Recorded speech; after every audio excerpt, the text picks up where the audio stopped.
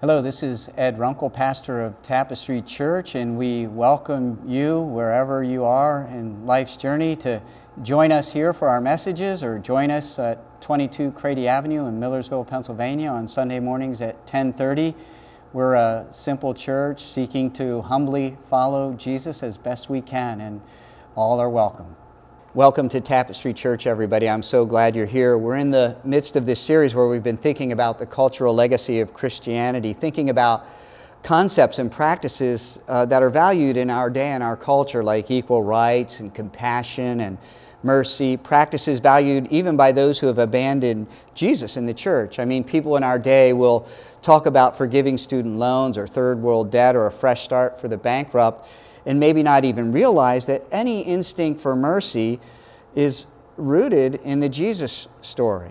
And that's what we're going to think about today. If you've ever done anything wrong where you've felt guilty about it and you wished for a fresh start, this is a message for you. Or if you do wrong things but you never feel guilty and don't care about a fresh start, that's actually called being a psychopath. So this still would be a good message for you. And if you feel guilty all the time, and even when you haven't done anything wrong, that's called being neurotic, and this message would still be a good message for you. And if you've never do anything wrong and you never feel guilty and you don't need a fresh start, you're a Baptist and you're in the wrong church. No, we're just kidding. We love Baptists. But we're going to look at a text from the gospel writer John, and this is from John chapter 8, where we see Jesus in the practice of mercy.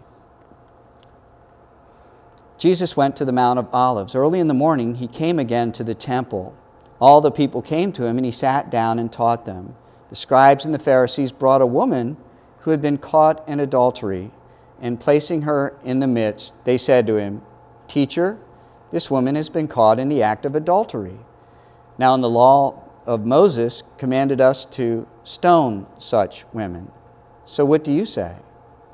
This they said to test him, that they might have some charge to bring against him. Jesus bent down and wrote with his finger on the ground.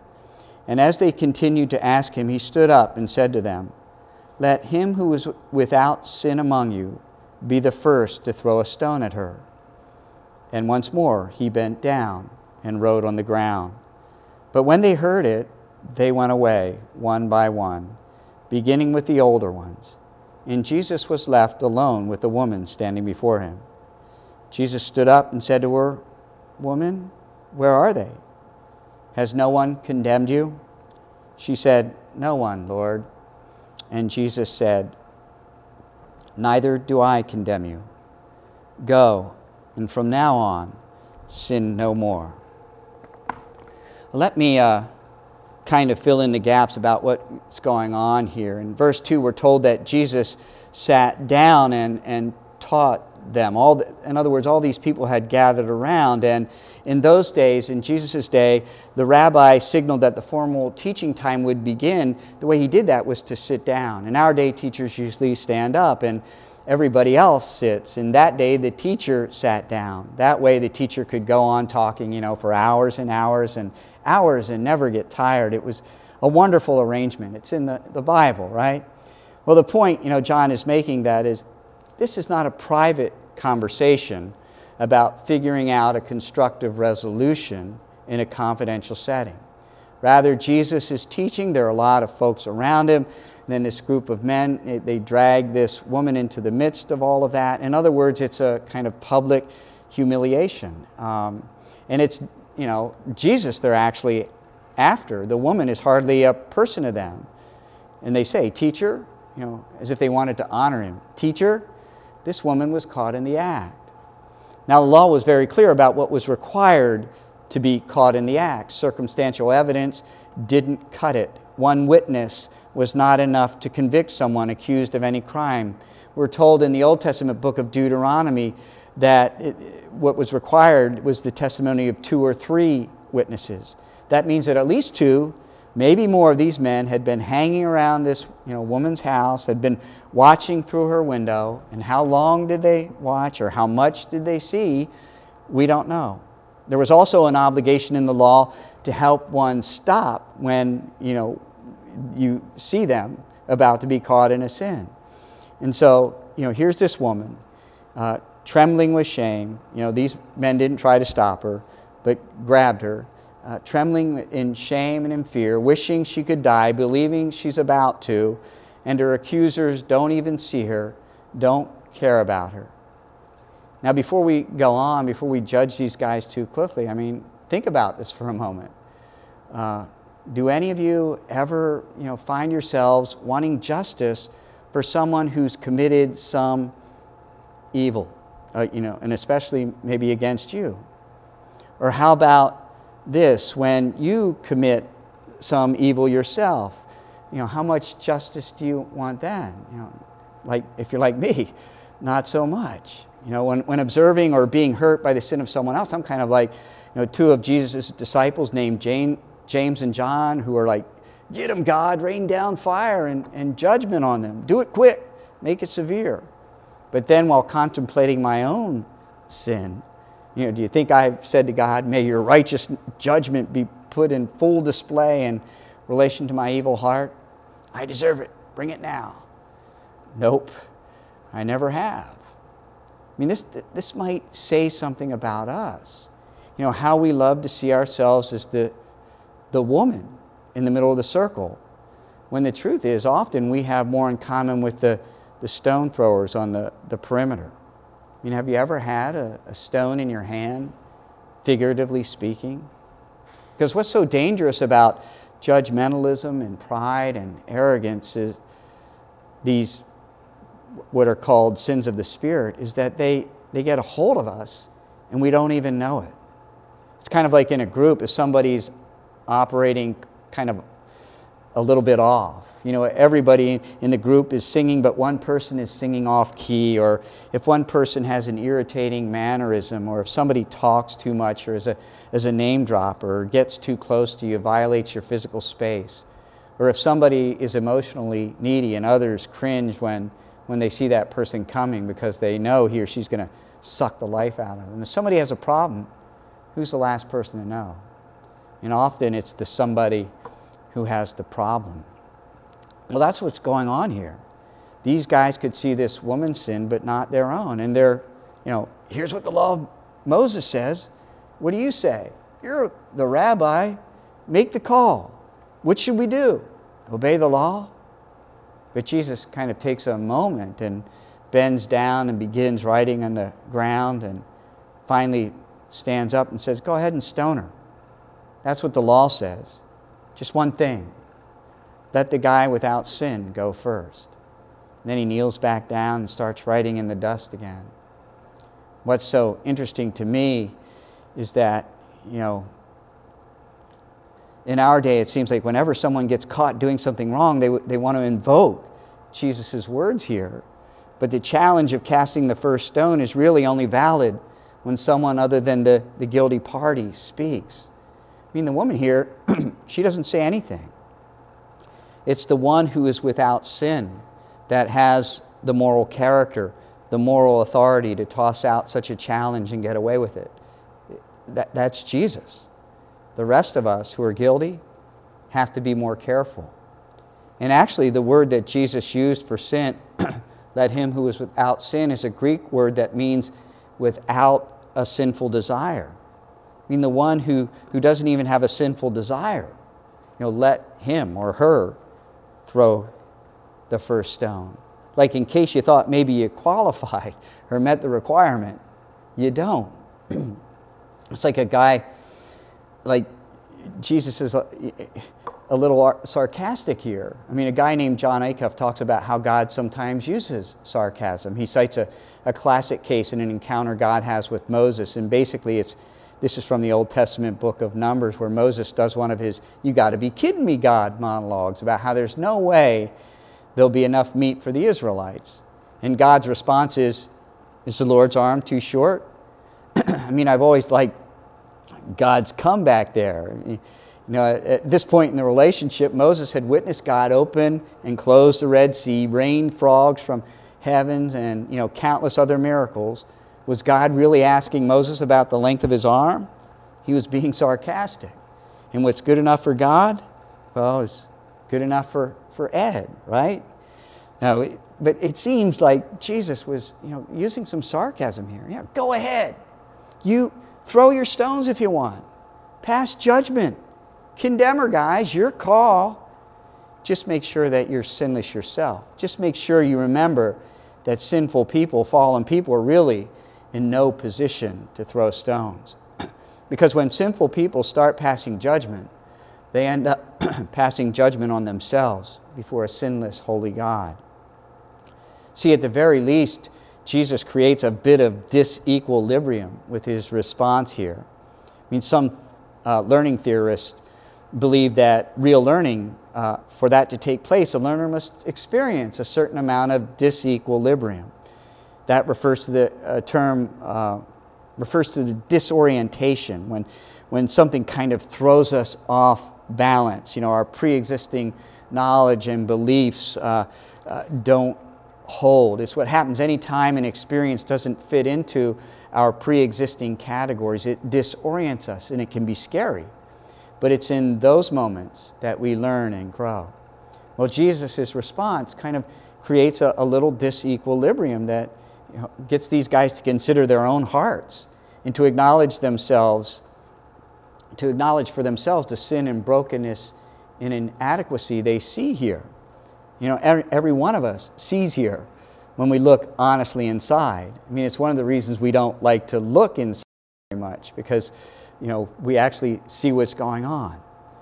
But, and this is important, it's only when we see what's there that we're actually able to be merciful. Mercy comes from a heart that first felt its spiritual bankruptcy and has come to grieve over its own sin. Mercy comes from mercy. That is, our mercy for each other comes from God's mercy for us.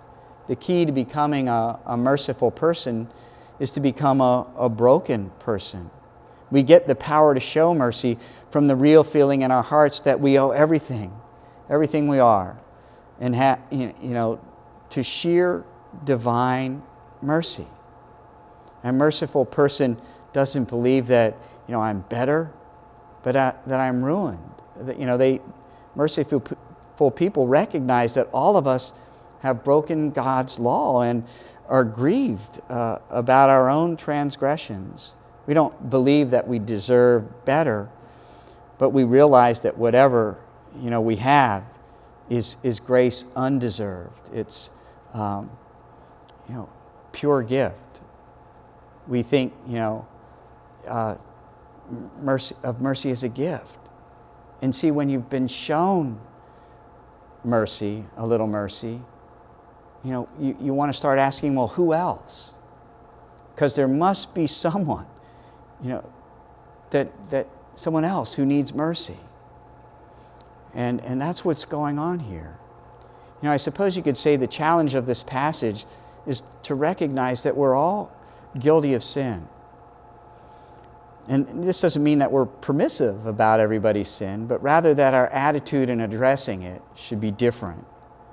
As one commentator put it, it doesn't mean that we have a flabby indifference to moral wrong, but recognition of solidarity in guilt. Our attitude in addressing the sin of another person is the way the New Testament writer Paul put it to an early church in a letter to an early church. If someone is caught in a sin, you who are spiritual should restore him or her gently, but watch yourself, or you may also be tempted. I mean, many of us, I think, were watching this summer the World Cup, and oftentimes in soccer, the matches are determined by one of the tensest showdowns in all of professional sports, the PK, or penalty kick. It's over in about a half a second, and you either have a goal or you have a player who's a goat. And how can you miss, right? The ball is placed 12 yards away. The goal is 8 yards high and wide and 8 feet high, and how do you not make it? But here's an interesting stat about penalty kicks. The goalkeeper jumps left 57% of the time and jumps right 41% of the time, which means they stay in the center only 2 times out of 100. That is, it's a pretty clear bet. If you shoot right down the middle, you'll score. But only 17% of the time do people shoot down the middle. And why is that? Because the goalkeeper is standing right in the middle. And if you shoot it right at him, you'll look like a complete idiot. According to Stephen Levitt and Stephen Dunbar in their new book, Think Like a Freak, the fear of shame prevents soccer players from considering what is really a great option. Now here's why I tell you this. I think there's a similar dynamic at work when it comes to demonstrating mercy. I mean, do any of you guys have a problem, with mercy when you're on the receiving end? I don't, It's when I'm the one required to show mercy that I struggle. And often the reason I struggle is because the only kind of person for whom I can show mercy is one who doesn't deserve it. And if I show someone who doesn't deserve mercy, if I show them mercy, I kind of feel like an idiot. There's a story told about a mother who came to Napoleon on behalf of her son who was about to be executed. And the mother asked Napoleon to issue a pardon for her son. But the emperor pointed out that it was her son's second offense, and justice demanded death. Well, I don't ask for justice, the woman replied. I plead for mercy. To which the emperor objected, but your son doesn't deserve mercy. Sir, the mother replied, it wouldn't be mercy if he deserved it, and mercy is all I ask. And her son was granted the pardon. According to the sociologist Rodney Stark, in the pagan world, in Jesus' day, mercy was regarded as a character defect because it involved providing unearned help or relief, because it was contrary to justice. In other words, to the thinkers and philosophers of the day, it seemed idiotic. Let me ask you this. Does the quality of God's mercy amaze you? Because when the quality of God's mercy in the gospel no longer amazes you, you'll begin to justify the dilution of amazing grace into religious grace or moral grace or grace in response to something, a grace that's earned or deserved. It's a strange thing that can happen to a heart that was once tender, that we start to think we deserve these things. And I wonder, if these teachers of the law, when they first signed up, as young men to devote themselves to the life of service to God, that they wonder if they had hearts that were soft and warm and loving toward God and others. But then over time something happened. Something bad happened through something good. All of their learning about the Scriptures filled them up with pride, and all their efforts at obedience and diligence and righteousness filled them up with disdain for those less devoted, and their giftedness filled them up with impatience and contempt for those who were weaker, until one day they were enslaved by a cold heart, as any addict was ever enslaved by a drug. I mean, here's what I'm trying to get at. Mercy not only comes from a heart that has felt its spiritual bankruptcy, but from a heart that remains amazed at the quality of God's mercy, a heart that realizes what a gift mercy is. John tells us that one by one, these teachers of the law, they set down their stones until finally in verse 9, it's just Jesus and the woman and a bunch of stones. No throwers, just stones. Of course, the woman is wondering, what's going to happen next? Because Jesus could be a stone thrower. Jesus is without sin after all. He has the right. But Jesus does a wonderful thing. He asks her a question. I mean, Jesus was always asking questions, but this was one of his greatest. He says to the woman, where are they? In other words, is there no one here without sin? In other words, what Jesus is really saying to her is, you understand, you're really no different, you and they. They're broken sinners and you're a broken sinner. For all of their spiritual superiority, you're really in the same boat. Is no one left? And the woman answers, no one, Lord. And maybe it's the beginning of faith for her, because to call Jesus Lord. And Jesus says, okay, then I don't condemn you either. Now, did Jesus judge her? Absolutely. He judged her guilty of sin. Had she sinned? Yes. Was she guilty? Yes. Did she deserve to die under the law? Yes. But Jesus didn't give her what she deserved. He gave her mercy. Some of you know that this text kind of banging around various manuscripts of the New Testament with no real home.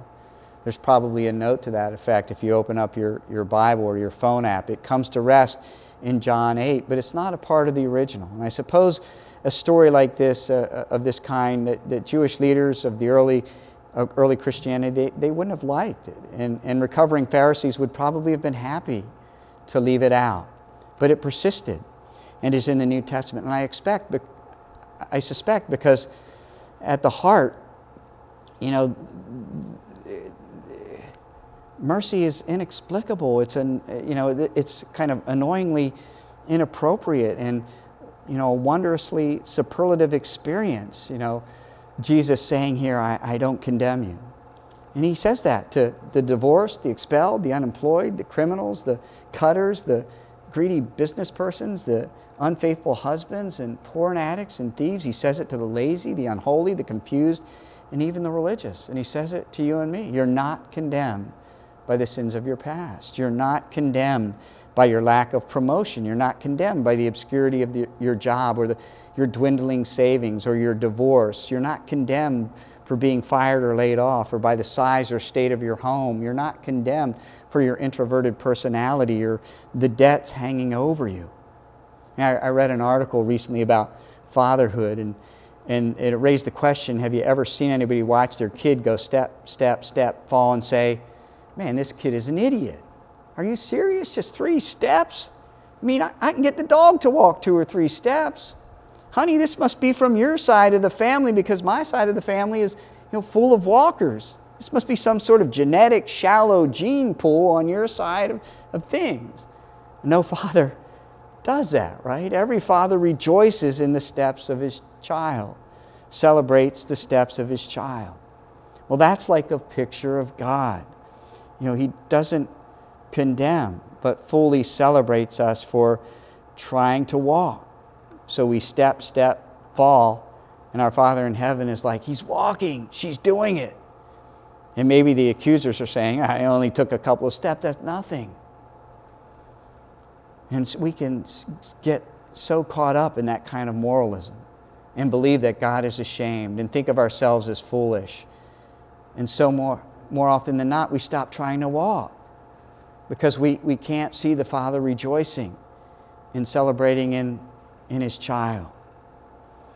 We come to a place in our religious thinking where we assume, that either, God is not rejoicing, or we come to a place where we assume in our religious thinking that God will be merciful, that God will be kind, that God will be gracious. And, we're no longer surprised by the experience of his kindness. We're no longer stunned that we're beneficiaries of his mercy. That the fact that we deserve nothing but the wrath of God, but in Christ receive nothing but mercy from him. I mean, think of how sweet our presence would be in the circles in which we live and move if we really felt the undeserving of any good, and if we felt lavished with God's mercy, if we had merciful hearts. I mean, the other week I mentioned about the shooting that took place at a university in Washington, and the person who kind of stopped the shooter, John Meese, declined interviews but released a statement about a week or so later just loaded with humility and compassion and mercy. And here's an excerpt from what he wrote on, this happened on a Thursday. On Thursday, my life changed. I was thrown into a life and death situation.